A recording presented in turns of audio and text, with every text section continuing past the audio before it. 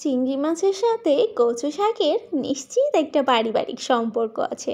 না হলে কচু শাকের সাথে চিংড়ি মাছ দিয়ে রান্না করলে এত স্বাদ লাগে কেন?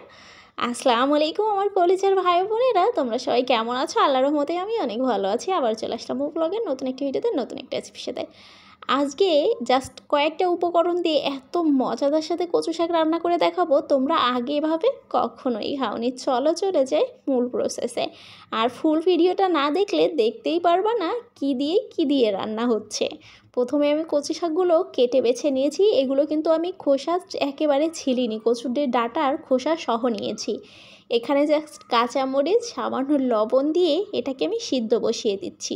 আর চলে যাচ্ছি একটা মশলা বানাতে। কয়েকটা বাদাম নিয়ে নিয়েছি, আর কয়েকটা নিয়ে নিয়েছি সামান্য গোলমরিচ। এখানে আর কিচ্ছুই তেমন প্রয়োজন নেই। আর একটুখানি সাদা জিরা, আর কয়েক কোয়া রসুন। শাকের সাথে কিন্তু রসুন অনেক ভালো যায়, যতটাই দেওয়া হবে মনে হবে টেস্টটা ততটাই ভালো হচ্ছে। কিন্তু এখানে যেহেতু চিংড়ি মাছ ব্যবহার করতেছি, এজন্য রসুনের পরিমাণ কম দিলাম। আর 2টা শুকনো মরিচ, এগুলোকে আমি খুব ভালো করে ব্লেন্ড করে নিচ্ছি, মানে পাটায় পিষে নিয়েছি। তোমরা চাইলে ব্লেন্ড করে নিতে পারো। আমি এটাকে ঢাকনা দিয়ে সিদ্ধ করতে বসিয়ে দিলাম।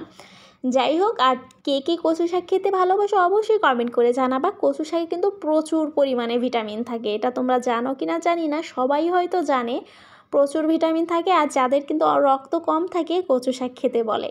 আর এভাবে যারা কচু শাক খায় না, এভাবে রান্না করলে তারাও খেতে চাইবে। এখানে সরিষার তেল গরম করে সেখানে পেঁয়াজ আর রসুনের ফোড়ন দিয়ে ভেজে নিচ্ছি। এখানে দিয়ে দিলাম সেই চিংড়ি মাছগুলো, ছোট ছোট করে পিসেস করে নিয়েছি। চিংড়ি মাছগুলোকে ভেজে নিচ্ছি পেঁয়াজ আর রসুনের সাথে।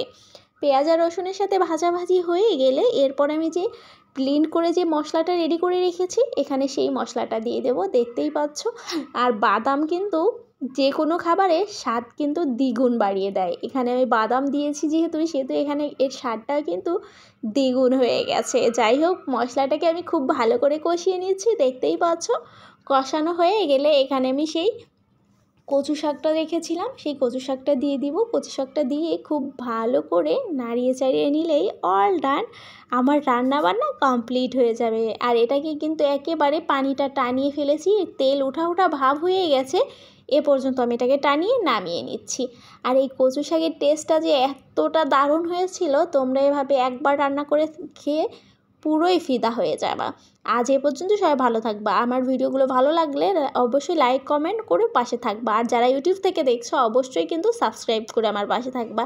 সবাইকে আজ এ পর্যন্তই, আল্লাহ হাফেজ। আর আমার ভিডিও অবশ্যই বেশি বেশি শেয়ার করে দিবা, তাহলে কিন্তু এই নতুন নতুন রেসিপিগুলো সবার কাছে পৌঁছে যাবে। আর যারা এখনও আমারটাকে ফলো দেওনি অবশ্যই ফলো দিয়ে পাশে থাকো। আল্লাহ হাফেজ, আসসালামু আলাইকুম।